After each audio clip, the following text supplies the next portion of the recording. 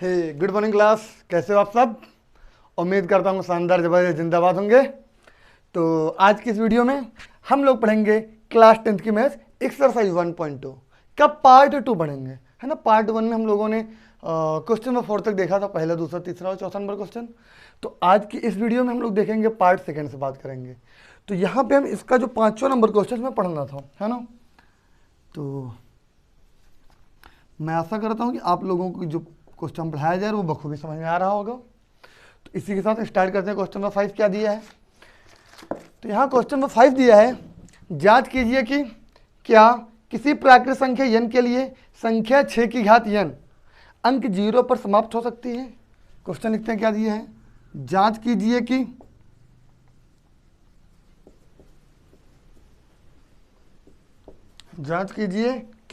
क्या किसी प्राकृतिक संख्या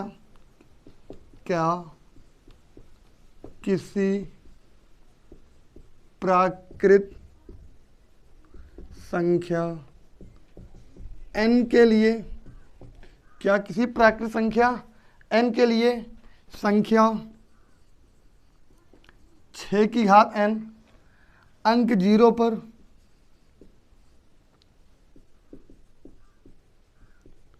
समाप्त हो सकती है। ये आपको जांच करना है कि कोई भी अगर प्राकृत संख्या n हो तो उसके लिए संख्या जो 6 की घात n होगी वो अंक 0 पर समाप्त होगी या नहीं होगी। ये आपको जांच करना है, बताना हाँ होगा या नहीं होगा, जो भी होगा। अगर हम यहाँ बात करें ना, तो यहाँ n क्या है आपका, जो यहाँ पे n है ये क्या है आपका नेचुरल नंबर, इसे बोल रहा है प्राकृत संख्या या प्राकृतिक संख्या बोलते हैं। तो n यानी जो नेचुरल नंबर 1 2 3 4 5 6 7 कुछ भी ऐसा डॉट डॉट डॉट इनफाइनाइट तो कुछ भी हो सकता है, मीन्स 1 से लेकर इनफाइनाइट तक कोई भी एक वैल्यू हो सकती है n की।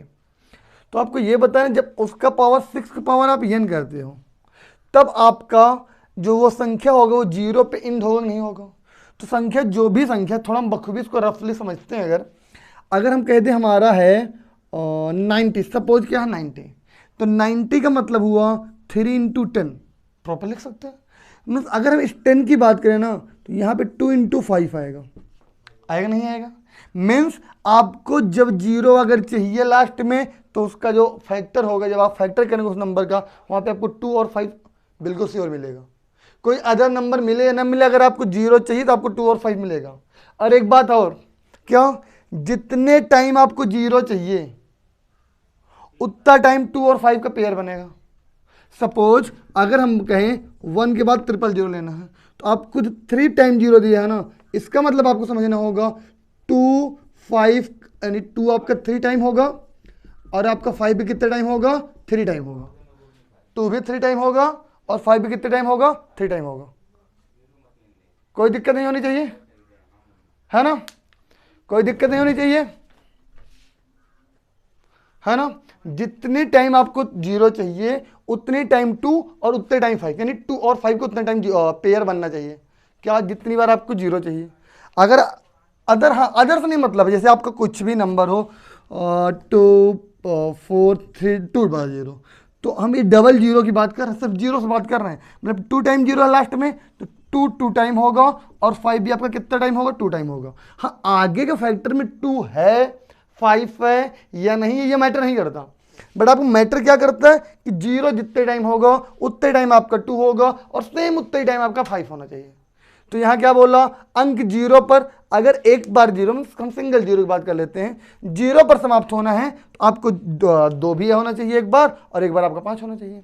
थोड़ा हम बात करते हैं, इसे हटाते हैं, मामला आपको समझ में आया होगा। अगर आपको 0 चाहिए तो आपको 2 और 5 भी चाहिए, पेयर बनना होना चाहिए। देखते हैं क्या करते हैं बेटा। हम यहां लिखें, क्या लिख सकते हैं, थोड़ा नोट पॉइंट लिख सकते हैं, यही लिख दो क्वेश्चन में, यदि कोई संख्या अंक 0 पर समाप्त होती है तो, क्या लिखे हैं, यदि कोई संख्या अंक 0 पर समाप्त होती है तो, या समाप्त होना चाहती है तो ऐसा लिख सकते हो, तो उस संख्या के गुणनखंड में उस संख्या के गुणनखंड में कम से कम एक बार 2 into 5 अवश्य होना चाहिए, है ना भाई। तो अगर आपका 0 पे इंड होता है, उसका द इंड होता है 0 पे, तो मिनिमम आपका 1 टाइम तो 2 और 5 का पेयर बना होना चाहिए मल्टीप्लाई फॉर्म में।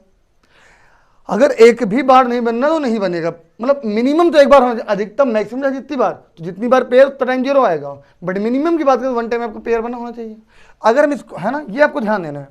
अगर यहाँ पे क्या लिखा है 6 की पावर n लिखा है, तो इसका हम फैक्टर करें 2 into 3 की पावर क्या आएगा, n आएगा। तो n से यहाँ मैटर नहीं करता, क्यों? क्योंकि n आपका नेचुरल नंबर है, यानी m आपका पावर में यूज होगा। n की वैल्यू 1 हो सकती है, n की वैल्यू 2 हो सकती है, n की वैल्यू 3 हो सकती है, n की वैल्यू डॉट डॉट डॉट कुछ भी हो सकता है। अगर सपोज n की वैल्यू 1 है, रफली समझते हैं थोड़ा सा, तो यहाँ होगा 2 into 3 की पावर 1, यानी 2 into 3 आएगा। अगर यहाँ इसकी पावर 2 होगा तो 2 into 3 कितनी बार आएगा, 2 बार आएगा। यहाँ 3 होगा तो 2 into 3 कितनी बार आएगा, 3 टाइम आएगा। तो मीन्स जितनी पावर उतने टाइम इनका 2 into 3 का पेयर आएगा। ठीक, अगर हम इसको लिख देते हैं, कोई दिक्कत नहीं होनी चाहिए, है ना, कोई दिक्कत नहीं होनी चाहिए। फिर लिखेंगे चूंकि, क्या लिखेंगे, चूंकि 6 पावर n का गुणनखंड 2 into 5 के रूप का नहीं है। क्या लिखे हैं, चूंकि 6 की घात n का गुणनखंड 2 गुणे 5 के रूप का नहीं है, अतः किसी प्राकृत संख्या n के लिए, अतः, आवाज ना करा, अतः किसी प्राकृत संख्या n के लिए संख्या 6 की पावर n, है ना, अतः किसी प्राकृत संख्या n के लिए संख्या 6 की घात n अंक 0 पर समाप्त नहीं हो सकती है। और यही आपका क्या हो जाएगा, आंसर। आई होप आपको क्वेश्चन पूरा प्रॉपर समझ में आया होगा। हाँ, ध्यान यही देना है कि अगर आपको 0 चाहिए तो 2 into 5 का पेयर बना होना चाहिए, तो लेकिन यहाँ पे 2 into 5 का पेयर नहीं बना, अतः यह क्या होगा, आपका वो नहीं होगा। बात समझ में आई? नेक्स्ट क्वेश्चन देखते हैं, है ना, बात समझ में आ गई होगी। तो ये क्वेश्चन हटाते हैं, इसका अगला क्वेश्चन देखते हैं क्या है। अरे हाँ, थोड़ा सा अगर आप ध्यान देंगे ना, क्वेश्चन को पढ़ेंगे, क्वेश्चन की भाषा की क्वेश्चन बोल क्या रहा है, थोड़ा सा अगर ध्यान देंगे तो कोई मैटर नहीं करता, क्वेश्चन आसानी के साथ हो जाएगा। क्वेश्चन लगाने ज़्यादा ना, क्वेश्चन को समझना इंपॉर्टेंट है। क्वेश्चन क्या बोल रहा है, क्या चाहता है हमसे, पता चला कुछ पूछ और है और लगा कुछ और है, तो फंडा गलत हो जाता है। इसका अगला क्वेश्चन देखते हैं, क्वेश्चन नंबर 6 क्या दिया है, जांच कीजिए कि, सॉरी, व्याख्या कीजिए कि 7 गुणे 11 गुणे 13, 7 गुणे 11 गुणे 13 प्लस 13 और 7 गुणे 6, 7 गुणे 6 गुणे 5 गुणे 4 गुणे 3 गुणे 2 गुणे 1 प्लस 5, है ना, भाज्य संख्याएं क्यों हैं, भाज्य संख्याएं क्यों हैं। तो लिखते हैं सॉल्यूशन। तो ये मान लो बता रहा है कि ये भाज्य संख्याएं हैं, बट आपसे रीजन पूछा क्यों है। अगर हम बात करें ना, भाज्य संख्या, एक होती है भाज्य और एक होती है अभाज्य। हम भाज्य को बोलते हैं ना कंपोजिट नंबर, और दूसरे को बोलते हैं प्राइम नंबर। क्या बोलते हैं, प्राइम नंबर। तो भाज्य संख्या क्या होता है, तो जिस संख्या के 2 से ज्यादा गुणनखंड होते हैं, 2 से अधिक गुणनखंड होते हैं, यानी more than 2 factors, with number है मोर देन 2 फैक्टर, यानी जिस संख्या के 2 से अधिक गुणनखंड होते हैं ना, उसे बोलते हैं भाज्य संख्या। और जिस संख्या के सिर्फ और सिर्फ 2 गुणनखंड होते हैं, ना तो 2 से ज्यादा ना ही 2 से कम, अभाज्य संख्या। तो आपका 1 भी कैलकुलेट होगा, उसमें 1 कैलकुलेट में आ जाता है। तो अगर हम इसको देखें ना तो भाज्य में क्या, जिसके 2 से अधिक गुणनखंड, अभाज्य जिसके सिर्फ 2 गुणनखंड। अगर आगे बात करें क्या दिया है, 7 गुणे 11 गुणे 13 प्लस 13, मतलब ये 2 क्वेश्चन 2 टाइम में सॉल्व करते हैं। तो यहाँ 13 कॉमन ले लेंगे, 2 पद है, 1 पद ये 1 पद ये। जब 13 कॉमन लिया ना हम, तो यहाँ क्या बचा, 7 गुणे 11 गुणे 1 प्लस का 1, यानी 13 गुणे में 11 सत्ते 77, 1 कम 77 प्लस का 1 आएगा आपका, 13 इंटू कितना हो जाएगा 78। अगर इसको थोड़ा सा और तोड़ना हो, 13 लिख दिए, 78 का 13 इंटू 3 इंटू 2, अभी 2 3 6 और 13 6 78 लिखेंगे। चूंकि तो कितने गुणनखंड हो गए, 1 2 3 4 6, बाकी 1 उधर हो जाएगा ना।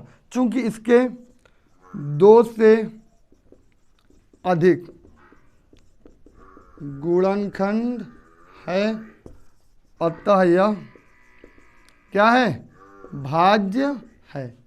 अगला अगर बात करें 7 into 6 into 5 into 4 into 3 into 2 into 1 plus का 5, तो भाई साहब 5 कॉमन ले लो। जब 5 आया 7 into 6 into 4 into 3 into 2 into 1 plus का 1, क्योंकि 5 निकले 1 बचेगा। यहाँ क्यों नहीं लिखे, क्योंकि सर यहाँ मल्टीप्लाई में 1 की वैल्यू वही होती है ना, मल्टीप्लाई 1 से मल्टीप्लाई करो या ना करो कोई विशेष मैटर नहीं करता। यानी 5 इंटू अगर हम इसका मल्टीप्लाई करेंगे ना, ये 7 6 4 3 2 और 1 का, तो 108 प्लस का 1 आएगा, यानी 5 इंटू 1009 आया। तो कितने फैक्टर हुए, एक तो एक गुणनखंड आपका 5 हो गया, दूसरा गुणनखंड 1009 हुआ 2 गुणनखंड, तीसरा गुणनखंड आपका 1 हो जाएगा, और चौथा गुणनखंड इन दोनों की जो मल्टीप्लाई जो संख्या आपकी होगी ना वो हो जाएगा। ये कितने गुणनखंड हो गए, 4, एक गुणनखंड 5, दूसरा 1009, तीसरा गुणनखंड आपका 1 होगा। तो भाई साहब 2 से अधिक हो गए कि नहीं हो गए, चूंकि इसके 2 से अधिक गुणनखंड है, अतः यह भाज्य संख्या है, और ये हो जाएगा आंसर। बात समझ आई होगी। एक लास्ट क्वेश्चन है ना, इस एक्सरसाइज का लास्ट क्वेश्चन बिल्कुल छोटा सा, देखते हैं क्या है, हटा देंगे 1 मिनट और बस। एक क्वेश्चन, लास्ट क्वेश्चन, तो क्वेश्चन पढ़ लेते हैं। थोड़ा सा हैवी है, मीन्स पढ़ने में हैवी है बट करने में आसान सा है। क्या बोला, किसी खेल के मैदान के, तो हम क्वेश्चन रीड करते हैं, सुनिएगा, बाकी आप बुक से मैच कर सकते हैं। किसी खेल के मैदान के चारों ओर एक वृत्ताकार पथ है, मतलब एक खेल का मैदान, उसके चारों ओर से वृत्ताकार पथ है। क्या बोला है, इस मैदान का एक चक्कर लगाने में सोनिया 18 मिनट लेती है। लिखते हैं सोल्यूशन, क्वेश्चन अपने से लिख लीजिएगा। आगे क्या बोला, तो था रवि, इसी मैदान के एक चक्कर लगाने में रवि को 12 मिनट लगते हैं। आगे ये मान लीजिए वे दोनों एक ही स्थान और एक ही समय पर चलना प्रारंभ करके एक ही दिशा में चलते हैं, कितने समय बाद वो प्रारंभिक स्थान में मिलेंगे। लिखेंगे सॉल्यूशन। सोनिया नाम दिया था, एक सेकंड, क्या नाम दिया था, सोनिया, हाँ, लिखेंगे सोनिया द्वारा एक चक्कर लगाने में लगा समय बराबर 18 मिनट, तथा रवि द्वारा एक चक्कर में लगा समय बराबर 12 मिनट। मतलब ये अगर थोड़ा सी हटा दें, नीचे सर्कल बना देते हैं। अब ऐसा क्या होगा, ऐसा था, यही सोनिया और यही रवि दोनों चलना स्टार्ट करते हैं, दोनों लोग एक ही दिशा में चलते हैं, एक ही टाइम पे चलते हैं। मीन्स जब 12 मिनट बीता होगा ना, तो रवि घूम के यहाँ पहुँच गया होगा, लेकिन सोनिया यही गेट की रही होगी। जब दूसरा 12 मिनट बीता, तब तो रवि फिर से यहाँ डबल हो गया, बट सोनिया यहाँ कहीं पहुँची रही होंगी। जब तीसरा 12 मिनट पहुँचा, तो ये भी यहाँ आ गए और ये भी यहाँ आ जाएंगे। मतलब अगर हम बात करें, यहाँ सीधा लिखेंगे अकॉर्डिंग टू क्वेश्चन, क्या लिखेंगे, दोनों को पुनः, सीधा जो पूछा है, दोनों को पुनः, एक सेकंड, प्रारंभिक स्थान पर पहुंचने में लगा, या पहुंचने में, सॉरी, पुनः प्रारंभिक स्थान पर मिलने में लगा समय, वो जो समय होगा ना वो एलसीएम होगा किसका किसका, इन दोनों के टाइमों के, 18 और 12 का। तो एलसीएम कितना आएगा इसका, 36 मिनट। आप एलसीएम निकाल सकते हो और यही उसका हो जाएगा आंसर। तो इसी के साथ आपकी ये एक्सरसाइज 1.2 प्रॉपर क्लियर समाप्त होती है। हम नेक्स्ट वीडियो में नेक्स्ट एक्सरसाइज 1.3 के बारे में चर्चा करेंगे, क्या है, कैसे है, क्यों है, क्या होता है, जो भी चीज़ें हैं बखूबी हम अपनी तरफ से पूरा 100% देने का प्रयास कर रहे हैं, और आप भी अपने तरफ से पूरा 100% देने का प्रयास करेंगे ना, तब पढ़ने और पढ़ाने दोनों में मजा आएगा। तो आज के लिए इतना ही, मिलते हैं नेक्स्ट वीडियो में, और तब तक के लिए जय हिंद क्लास।